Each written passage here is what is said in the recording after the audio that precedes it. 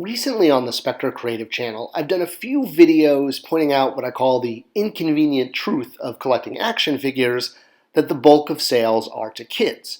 And as expected, there has definitely been some pushback. So I want to kind of re-explain that with a little bit of background. So specifically, I've done some recent videos about Star Wars, about the vintage collection, noting how while we're very passionate about it, it is a kid-focused product line. And, for some proof in the pudding, I am an active collector of Star Wars vintage line. I have boxes of them around my office. I have displays set up wherever I can. I'm kind of running out of space, so I only have some of my absolute favorite figures out and on display. But I am a passionate collector of this line. I have collected literally every 3 3/4 Star Wars figure from the original trilogy since 1995. In fact, I have a whole video series about that you can check out here. Here are all of my figures in their cases, or drawers, if you will, that I keep in my collector room. Some of my figures I have on display. I keep my favorites out, but it's just because I don't have room to have, 2,000 figures out at the moment. Hopefully, one day I will soon.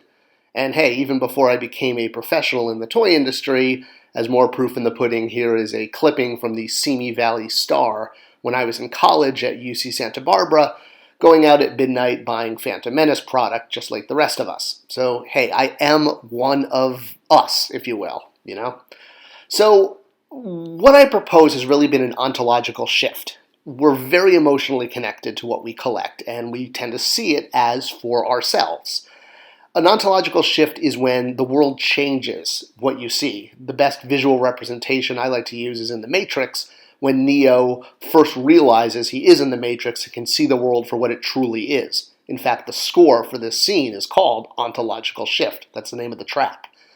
Another example, and I'm not saying this is true, but just for an example, is, say, finding out that all world religions are false, or one world religion is right and the others are false, or that dinosaurs did not die out with the asteroid, but instead continued to live with mankind for centuries and were eventually hunted to death in order to protect villages, but they didn't actually just die out. The word dinosaur didn't come around until 1841, right? What do you think they called dinosaurs before this? They called them dragons. But okay, that's an entirely different story altogether.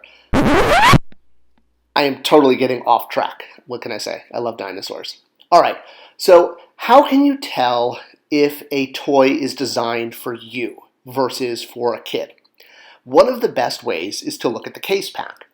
Almost all toys are shipped to retail in assortments versus open stock is when it's all the same toy. It's like, 12 of the same figure. Hasbro even did this with Darth Maul and Darth Vader, respectively, during Episode 1 and Episode 3. But otherwise, Star Wars toys are shipped in assortments. One recent assortment has gotten a lot of rebuff from fans, noting that it has 3 Baby Yodas and only one of the new Bespin Escape Leia, making her, if you will, short-packed and a hard-to-find figure. And collectors questioning why in the world Hasbro would do this. Why would you short-pack a figure that is clearly aimed at collectors, the key audience? And this is basically proof of the fact that this line is aimed at kids. Yes, Princess Leia is awesome. I got this figure. I'm so glad I did. The bulk of Star Wars fans are not just kids, but they are boys. And I'm not saying girls and ladies and women cannot be into Star Wars. Of course they can be and should be. And it's great that there's product designed in girl play patterns like dress up and hair play. But the fact remains, Star Wars has its bulk of its audience among boys from 4 to 11. And Baby Yoda, to say the least, is quite popular right now. The reason he's in there, 3 per pack, and Leia's in there 1, is because he will be the bestseller. Brand managers put together case packs in order to move the most amount of product. So that's why it makes sense Baby Yoda's in there 3 times versus Leia once, because their audience are gift givers and kids and parents. Yes, it's awesome when collectors buy this stuff, and that's why you get that Leia thrown in there. But if this was a case pack designed for collectors, you would see the opposite, and you would see 3 Leias. The reason you don't is because collectors are not the main audience. They may be advertised to, but they're not the main purchaser. Another example is the Cloud City playset. that was recently put out that comes with a Stormtrooper, single-carded. Well, again, if this was aimed at collectors, you'd think they'd put in an Ugnaught or the Mustache Bespin Guard. But no, they put in a Stormtrooper to appeal to kids and moms and parents. Here's a non-Star Wars example with a Marvel Legends line. You can see the doubled-up figures are Iron Man and Captain America. If this wave was aimed at collectors, wouldn't you think the double-up would be Jocasta or Kang or Thunderstrike or Falcon? And the answer is no. They double up the figures that appeal the most to kids, the most to parents, and the most to gift givers. So how do you know if a product is for the adult collector? When can you say, okay, yes, I get that I'm buying this product, but this product is also designed for me, not just something that I'm buying that's on shelf that is aimed at kids? Well, there are a lot of product designed and aimed at the adult collector. There's several companies that do very high-end toys in the thousands of, not thousands, but hundreds of dollars. Things like Sideshow or Hot Toys.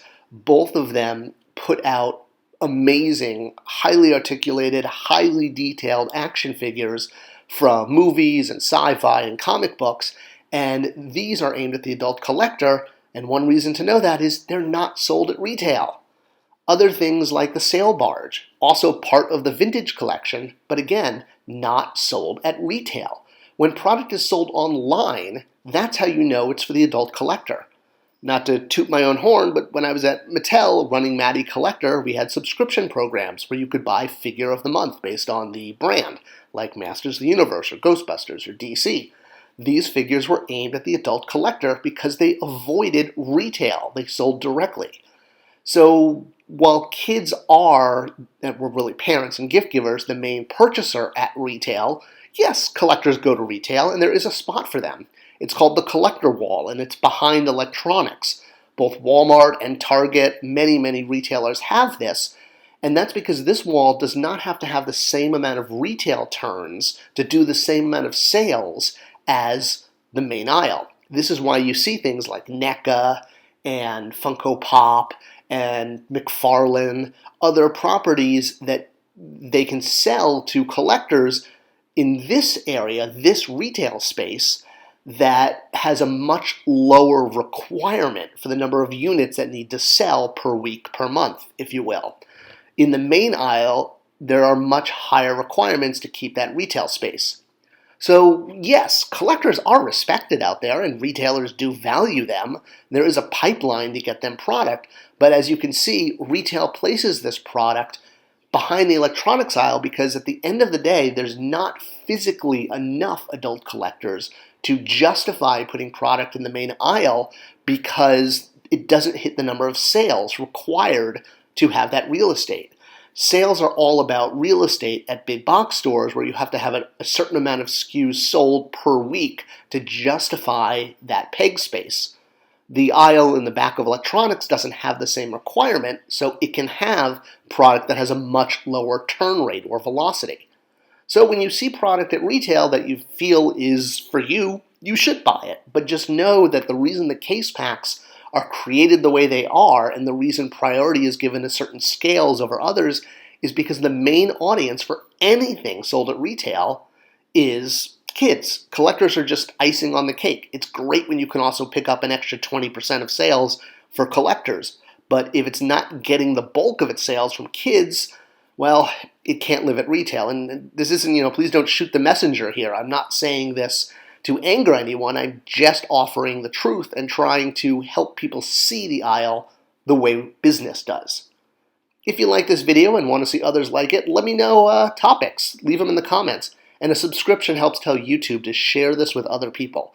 Thanks for watching, and I'll see you guys on the next video.